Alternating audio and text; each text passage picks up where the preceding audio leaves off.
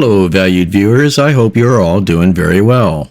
This video reflects on the development of the first diesel-electric passenger train, the Zephyr.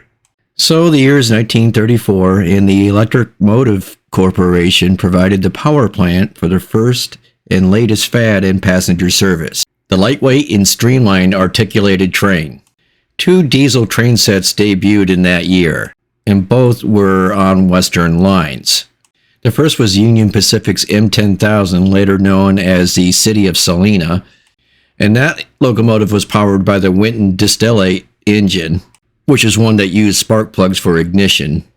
And the second train set was Burlington's Budd-built stainless steel Zephyr, powered by the Winton diesel engine, making it the first diesel-electric passenger train.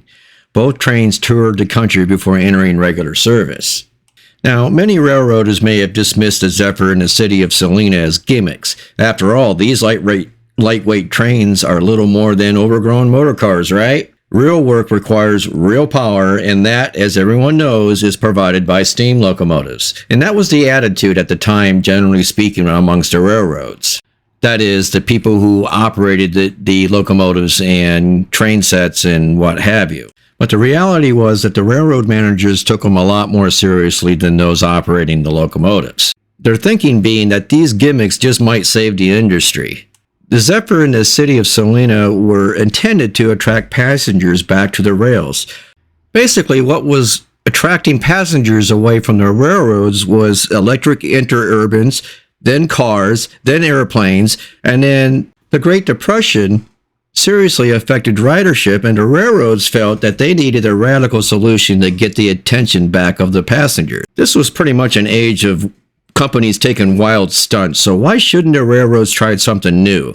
The response to the new sleek streamliners was enormous and way more than what the railroad heads were expecting. The trains were so popular that neither the Burlington nor the Union Pacific had anticipated the crowds.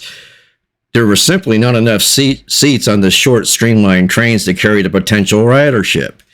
They needed bigger trains, and bigger trains meant more powerful engines. The Zephyr was dedicated with an impressive ceremony in Philadelphia on April 18th of 1934. Then the train began an exhibition tour, visiting most of the major cities on the East Coast. News spread about the new train and soon filled the pages of metropolitan newspapers, movie newsreels, and mechanical trade publications. Huge crowds were on hand at every stopping point on its schedule to catch a look at the Zephyr's low streamlined brightness. The Zephyr, incidentally, was named appropriately for the Greek god of west wind, Zephyrus. The Zephyr was built by the Budd Company of Philadelphia. The whole train, framework, exterior sheathing, and inside trim was made of stainless steel, assembled by Budd's new shot weld process, which eliminated any outside rivets. That particular idea was not new, but the lightweight construction material was, and the cars were stronger while lighter. The three-car Zephyr was 197 feet in overall length and weighed approximately 100 tons, slightly more than the weight of a single conventional railway car. Because the train was intended for sustained high-speed operations, even on curves, the low center of gravity was pretty much paramount. Consequently, the train was made fully articulated. Each end of the car rested on a truck shared with the adjacent car, the truck itself forming the coupler. The cars were thus slung between the trucks rather than over them. This system required only 16 wheels altogether, whereas in a conventional train of the same size would need 36. Also, the articulation of the cars by this method provided a much smoother ride for the passengers because it eliminated slack between the cars. The first unit of the Zephyr was occupied by the engine room, cab, and the compartment for the railroad post office facility. The second unit had space for baggage and express, a buffet grill, and a smoking compartment. The front half of the third unit contained a fully air-conditioned passenger area with reclining seats. At the bullet-shaped rear of the Zephyr was an ultra-modern lounge in which the expansive glass converted the area into a traveling solarium with wide, curved picture windows all around. The furniture, the work of Paul Crett, was very modern, very luxurious, but on the same hand was very simple. And meals from the buffet grill were served on tables set up at the passenger seat. Since the Zephyr was intended for daytime travel only, there was no sleeping accommodations on the train. The streamlined shape of the Zephyr was carefully engineered in accordance with aerodynamic theory to reduce air resistance and thus increase speed. The bullet-shaped contour at both the front and rear destroyed air impact forces, and the wheel covers, horizontal flushing, absence of rivet heads, and flush windows enabled the Zephyr to easily slice through headwinds.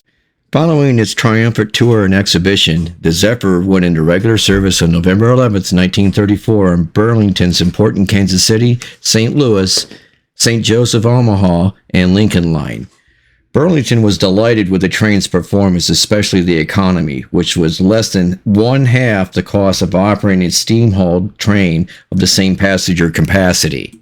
So the Zephyr operated at cost half of that of a steam locomotive. Even though the initial cost of the Zephyr was about double of a steam locomotive, the lower cost of operation overbalanced the difference. In its first year of operation, the train operated 177,000 revenue miles of service, running daily except for 11 days, of which there was a requirement for maintenance.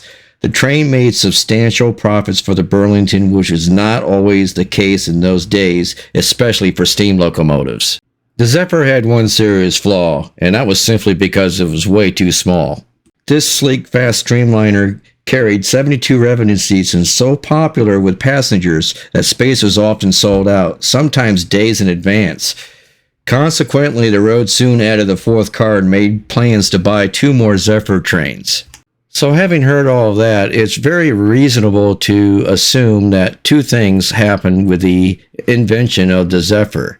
Well, Number one, we can be rest assured that every single railroad was looking at the performance of the Zephyr as far as diesel-electric traction is concerned. And number 2, the cost to operate said diesel-electric was way cheaper than steam locomotives despite the initial cost of the locomotives themselves.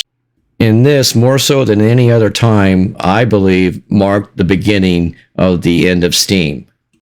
The growth of the Burlington Zephyr service in the 1930s was enormously impressive, successful beyond the expectations of either the railroad or the builders. From this first step in streamlined train operation, 9 Zephyr trains had evolved, serving the principal cities on the system.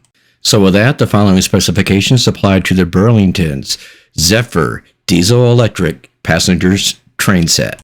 The service dates were from 1934 to 1960. The manufacturer was the Budd Company. First constructed in 1934, it entered service in November 11th of 1934. It consisted of 1 train set of 3 cars. The capacity was 72 passenger seats, 25 long tons of baggage. The railroad operators were the Chicago Burlington Quincy Railroad. The car body was stainless steel. The overall train length was 197 feet and 2 inches. Each car length was 74 feet, 1 1/4 inches. The width was 9 feet on the body, 9 feet 10 inches on the handrails. The height of the locomotive and train set was 12 feet, 1.18 inches. Wheel diameter was 36 inches on the drive wheels, 30 inches on the ride wheels. The weight of the locomotive was 208,061 pounds. The prime movers was EMD's 201A. The engine type was diesel and the cylinder count was 8. Each cylinder size was 8 inches, 10 inches of stroke, 2 traction motors. The power output was 660 horsepower. The wheel arrangement was B-2 plus 2 minus 2.